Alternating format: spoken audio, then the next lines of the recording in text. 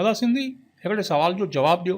रियासत ऐं समाज जो पाण में कहिड़ो रिश्तो आहे? बहितर समाज बहितर रियासत जोड़ींदो आहे या बहितर रियासत बहितर समाज जोड़ींदी आहे?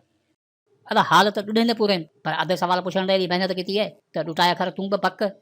अदा समाज जो दारोमदार रियासत ते हूंदो आहे। हक़ीक़त में रियासत तरफ़ां मिलियल शयुनि ऐं अवाम जी सोच जे मजमूए मां समाज ठहंदो आहे। हुक्मराननि जूं पॉलिसियूं अवाम जी सोच ठाहिनि थियूं ऐं उहा सोच समाज ते असरअंदाज़ थींदी आहे। मिसाल तौर तव्हां सिंध जे कंहिं शहर में रहंदड़ सिंधी ॾिसो ऐं वरी न्यूयॉर्क में रहंदड़ को सिंधी ॻोल्हियो, ॿिन्ही जी सोच में तमामु घणो फ़र्क़ु ज़ाहिर थींदो, छो त उते जी रियासत जेको समाज जोड़ियो आहे उहो समाज असांजे समाज खां तमामु घणो मुख़्तलिफ़ आहे। उते जी तालीम, सिहत ऐं सहूलियत में ज़मीन आसमान जो फ़र्क़ु आहे। रविंद्रनाथ टैगोर लिखे थो त जिते दिमाग़ ख़ौफ़ खां आज़ाद हुजे, सर फ़ख़्र मां बुलंद हुजे, इल्म ते पाबंदी न हुजे, जिते लफ़्ज़ सदाकत जी गहराइयुनि मां निकिरनि, जिते अक़ल जो सरचश्मो रेगिस्तान जे रेत में पंहिंजो रस्तो न भुलिजी वञे, आज़ादी जी उहा जन्नत मुंहिंजी धरती खे शल नसीब थिए। पर छा कयूं, असां एतिरा त बदनसीब आहियूं जो उते जाॻण नसीब थियो आहे जिते इंसान जो शिकार इंसान आहे। असांखे तलाश हूंदी आहे अहिड़े शख़्स जी जंहिंजे मथां ईमानदारी जो इल्ज़ाम हुजे, तलाश हूंदी आहे अहिड़े शख़्स जी जंहिंखे सच ॻाल्हाइण जे ॾोह में सूली ते चाढ़ियो वियो हुजे, ऐं तलाश हूंदी आहे अहिड़े शख़्स जी जंहिंखे वफ़ादारी जे बदिले उमिरि क़ैद जी सज़ा मिली हुजे।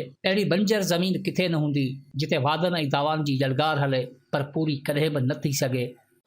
समझई? आप वाले हमरा के कुकड़े ने पीछू के छोरे ने पीछू चाहे देखो पते पिया ॾींहं गुज़रदा आहे, सो वाले समाज पिया सुधरदा आहे। चरिया सिंधी बि इहो चए पियो त समाज जो दारोमदार रियासत ते हूंदो आहे। पर अला जहिड़ी तरह रियासत जो समाज ते असर पवे थो, अहिड़ी तरह अवाम जो बि रियासत ते असर पवे थो। अवाम जो इल्म ऐं शऊर ई रियासती ज़ुल्म ऐं नाइंसाफ़ियुनि सां मुक़ाबिलो करे थो। जॾहिं अवाम में शऊर अची वेंदो आहे त ज़ुल्म पाण ई ख़तम थी वेंदो आहे। असांजे बेजान समाज जी वजह असांजी ख़ामोशी बणिजी वई आहे, छो त असां कॾहिं बदिलाइण जी कोशिश ई न कई आहे। को रईस वॾो, को मुर्शिद बाबा, जिते अक़ीदा ई सियासत सां जुड़ियल हुजनि उते ज़ाहिरा हक़ जी ॻाल्हि गुनाही लॻंदी। असांजो मिसाल उन नालाइक औलाद वांगुरु आहे जेको पंहिंजे माउ पीउ खे क़तल करे ऐं पोइ वरी रहम जी अपील करे त मां यतीम आहियां। हथ सां वेड़ो बोरे चऊं था त क़दर न आहे। यादि रखो त जंहिं पाण पंहिंजो क़दर न कयो, दुनिया उन जो क़दर न कयो। ज़ाती तजुर्बात ऐं ज़िंदगी जो निचोड़ इहो ई बयानु करे थो त कामयाबी जो साथ दुनिया ॾींदी आहे, नाकामी त बसि तोहमत हूंदी आहे। पंहिंजे अक़ल ऐं हौसले खे उभारियो ऐं दुनिया खे ॾेखारियो त ज़िंदगी मुफ़लसी में आत छा थी पियो। असांजी गैरत अञा ताईं ज़िंदा आहे।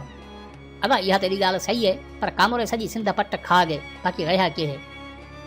अदा सिंध अमर खे रुगो पंहिंजे कामोरनि न बल्कि पूरी दुनिया खाधो आहे। सिंध दुनिया जी उहा वाहिद धरती आहे जंहिं सभ खां वधीक नुक़सान बर्दाश्त करे बि पंहिंजे पाण खे साबित रखियो आहे, पंहिंजी क़ौम, ॿोली, पंहिंजी तहज़ीब खे सदियुनि खां संभाले रखियो आहे। अॼु जा ज़ुल्म त कुझु बि न आहिनि। तारीख़ी हमला यादि कयो, सिकंदर मखदूमी जी का, राजा पोरस जी का, मौर्य घराणे जो राज, राय घराणे जी हुकूमत, ब्राह्मण राज, अरबन जी का, अमनी खिलाफ़त, अब्बासी खिलाफ़त, हवारी ऐं इस्माइली दौर, सूमरा राज, समन जो दौर, अरगुन, तुर्खान, मुगल, कलोड़ा, टालपुर ऐं अंग्रेज़नि जी काह खां वठी कराची खे सिंध खां धार सम्झण वारी पनाहगिरी सोच सभु सिंध लाइ नुक़सानकारी साबित थिया। पर तारीख़ गवाह उहे खिलाफ़तूं, उहे दौर चोटी जो ज़ोर लाहे बि क़ौम जो वजूद मिटाए न सघिया। अॼु बि मथे ते टोपी ऐं कुल्हनि ते अजरका, सदियुनि जी तहज़ीब अञा ताईं ज़िंदा।